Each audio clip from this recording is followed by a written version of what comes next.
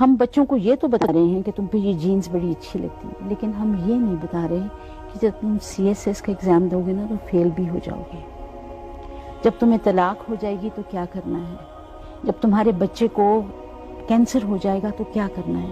وہ جو اندر کی مضبوطی کلچر عطا کرتا تھا یا مذہب عطا کرتا تھا، اندر کا جو کلچر ہوتا ہے وہ مذہب پہ بیٹھا ہوا ہوتا ہے۔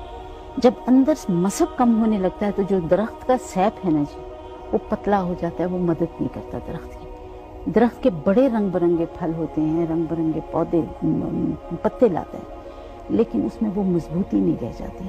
تو آج کے کلچر میں یہ چیز ہو گئی ہے کہ ہم نے بچوں کو کچھ نہیں بتایا کہ آپ کو کمپٹیشن پڑے گی زندگی میں، اس کے لیے کیا کرنا ہے۔ جب 400 خوبصورت لڑکیاں ہوں تو ایک لڑکی کے ساتھ کیسے اکتفا کرنا ہے۔ جب تمہاری نوکری چھوٹ جائے تو تم نے کس کی طرف دیکھنا ہے۔ جب ایکسیڈنٹس ہوں، جب اتنی کاریں چلیں گی تو ایکسیڈنٹس ہوں گے، تو جب ٹانگ ٹوٹ جائے تو کیا کرنا ہے۔ وہ مقامات کلچر کا اندر کا روحی حصہ بتایا کرتا تھا۔ وہ نانیاں، دادیاں، دادے وہ بتایا کرتے تھے، بیٹا صابرین کے ساتھ ہے اللہ، شاکرین کے ساتھ ہے اللہ، مضبوط رہنا، کچھ نہیں، مصیبت آتی ہے چلی جاتی ہے،